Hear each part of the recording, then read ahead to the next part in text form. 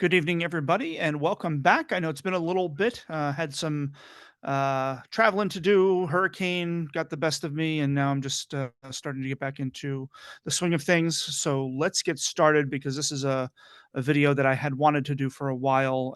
It won't be a very long one, but I'm going to give pretty much some perspective on some past things that we've looked at over the 1990s with the regards to the internet. Everybody uses the internet. Everybody knows what it's about.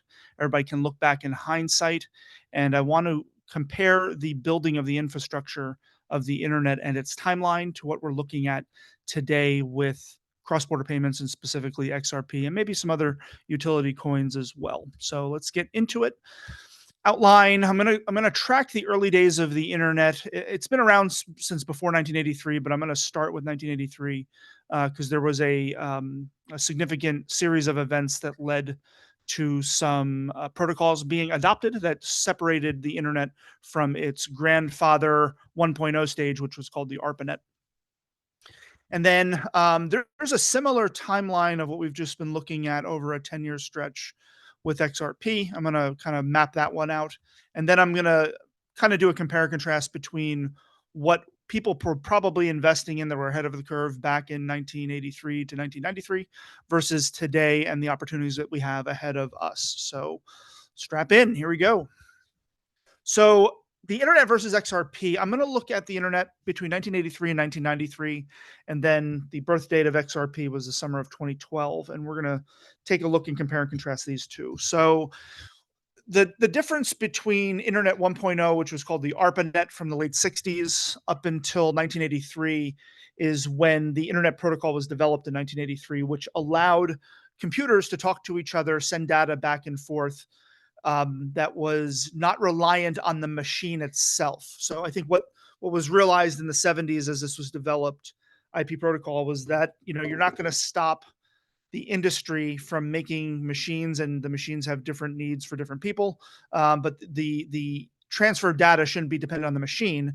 It should be dependent on protocols that they do set up. And in January 1st, 1983, that was adopted. So when you hear about IP addresses, or if you know what IP addresses are, this protocol allowed the internet to take the shape of what it is today. And it wasn't until August 7th, 1991, that the internet launched. It was mostly for wireheads and academics and government officials at the time, and people who understood computer language were pretty good at it, but it wasn't for the general public and the average everyday citizen. It was realized very quickly when this was launched with no news stories, no fanfare. There was no 60-minute special on this new thing called the internet. In 1992, there was a lot of work put into the customer experience, and the first browser, which allowed you to organize all this data on computers back and forth and find what you were looking for. That browser was called Mosaic. That was developed in 1992. I'm going to compare this to where we are with XRP as well in the present day. And then once the World Wide Web opened up to the public, April 30th, 1993, that is where you got everything from the internet launching to the browser being developed to the World Wide Web, where people could search for information that they would be interested in along the information superhighway, as they called it. This was the step by step when they talk about infrastructure building for something that we just take for granted and we fire up our computer and hit buttons and find stuff. Wasn't so much the case in the early days because can never tell where markets are going to go, and individuals making choices are going to go with the things that they're going to launch. And what those early days of the internet really spawned a lot of creativity, if you remember them, uh, long before it got monetized to what it is, at least for this day and age. But these things had to happen in order for the advantage and the fruits of it to take in effect where we can enjoy it today. And XRP has kind of a similar pathway. 2023, when Ripple received that ISDA, which allowed them at the big boy table for high frequency trading, this is what opened my eyes more than anything. I had been buying XRP. I think XLM was the first one I bought because XLM makes sense on peer-to-peer transfer when we use Venmo and Cash App. XRP was one I was still learning about, but when they got the ISDA, we don't see it now, but I look at Ripple as kind of the JP Morgan of the digital asset world simply because of this. And milestones have to happen like this and steps they have to take in these partnerships to build the infrastructure so they can benefit. In the future, we may be seeing Ripple the same way we see JP Morgan now, at least as a behemoth in this space, this trillion and even quadrillion dollar market on a yearly basis. So finally, this year, maybe as we're looking at this, there should be some, if not regulatory clarity, at least no more harassment on the legal issues once Ripple and the SEC decide to sign off on Judge Torres's decision about the $125 million fine for Ripple to pay. Again, until they sign this off, there's nothing we can really do about it. I've been through enough compliance and government appeals and know they work in 60-day cycles. And we're just in the middle of a 60-day cycle until this gets settled and then it's put behind us. At least from the news stories I've read and the comments I've read, both parties seem to be okay with the settlement, if not 100% happy with it. And in any type of negotiation like this, you're going to have to give up something to get something. And but every time I think that logic will prevail, the SEC does something else. So my take on this is that until we see a new regime after November, we're not going to really get any headway, any clearance, any stress-free environments from this. The SEC is going to do what the SEC does. If we have a change in administration, we definitely would have a digital asset friendly administration coming in. And obviously, they don't take office till January. So in the meantime, I have pivoted what I was doing before, which was holding on and moving on to other things. Now I've set other goals up until January, and I'll reevaluate there.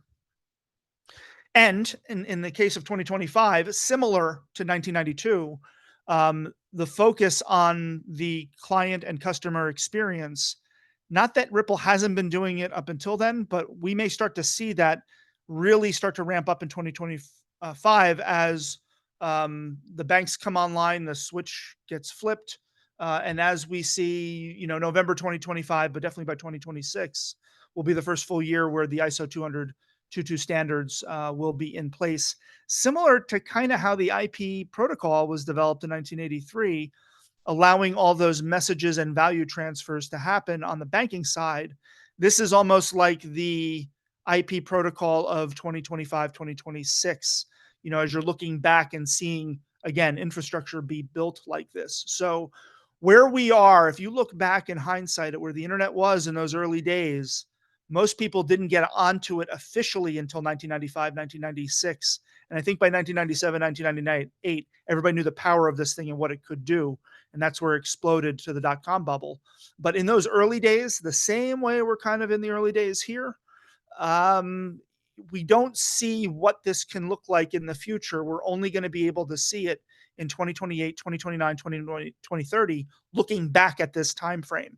So we are kind of in that 1991, 1992 spot with XRP and cross-border payments and solutions like that with Ripple and with XRP.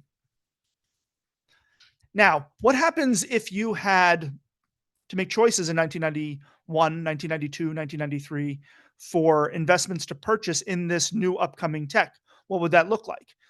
Well, let's take a look at tech stocks. I'll take the two biggest ones, not biggest ones, but the most well-known that had the biggest groundswell from this, which was Microsoft and Dell from 1991 to 1996. And then we'll compare it to the utility coins of today, see if we see any similarities. So 1991, if you're seeing this thing called the internet launch in August, you're able to get in at a Microsoft stock for 63 cents a share. And yeah, in hindsight, that looks like a pretty good deal because we all know where Microsoft went and we all know where Microsoft is today. But let's just say you bought at 63 cents and held on for 5 years. Now you're talking $88 a share. I think anybody would be happy with a return on that, even if they just shoved 1 or 2,000 into Microsoft at that penny stock level to reap the rewards of it later on. And then if you look at Dell in 1991 at 18 cents a share, by 1996, you're talking about $3.55 a share. Again, The rate of return there, I don't think anybody will have a problem with that. But we're only able to use this as hindsight looking back at what Microsoft and Dell did and the upcoming groundswell from the infrastructure that got built between 1991 and 1996. So what happens in the next 5 years? Looking at utility coins, look at the prices today. Do you see a similarity with XRP and Microsoft before the infrastructure is built and before the switch is flipped?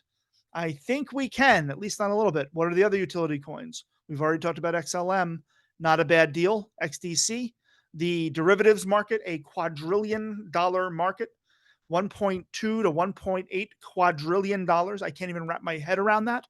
But if you want to do some math, you know, divide 1.8 quadrillion by 365, and see, as we're looking at trading these things year round. I know derivatives don't trade year round because they take weekends and holidays off, but just divide it by, if not 365, then 260, and see what that looks like as far as money passing back and forth on the derivatives market for potentially for XDC.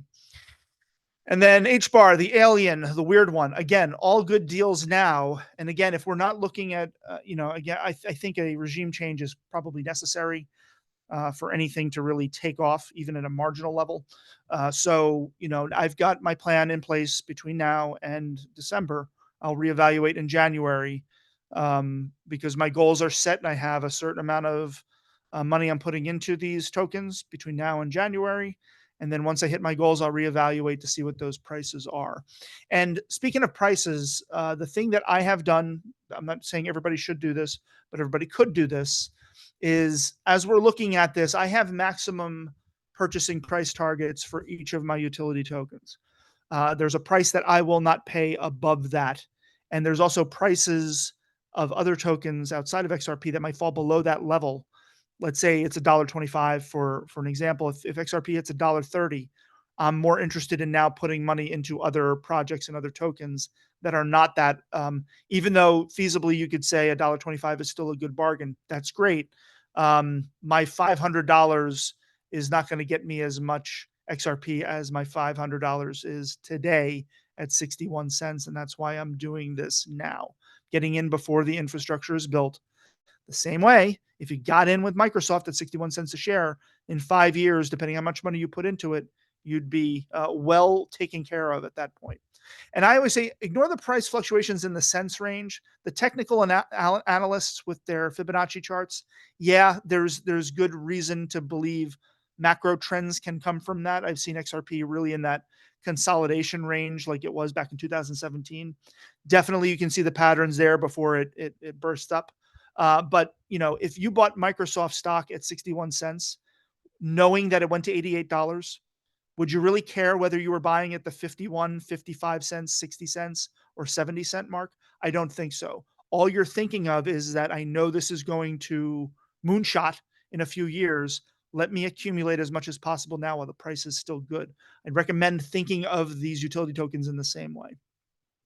Let the infrastructure get built and then cash out after everybody else jumps on, because people will be buying the green God candles. You will be in ahead of the pack. And then the big thing is setting time goals for a time horizon to purchase, months as an example. And then once those goals are hit, reevaluate for stretch goals or move on to other tokens and projects. And that's exactly what I did. I hit my goals for XRP, I think about 2 months ago. And then seeing this, as we're waiting for something to happen with the settlement, I think we have till early October before that 60-day deadline hits. Just set another 5 or 6 months out and dollar cost average on a monthly basis. And once I hit those goals, I remove that, and the next cycle of me purchasing, I put it into something else. So I'm hoping this is at least giving perspective, and definitely historical perspective, because we are early on this. We are not wrong. Giant hugs, family.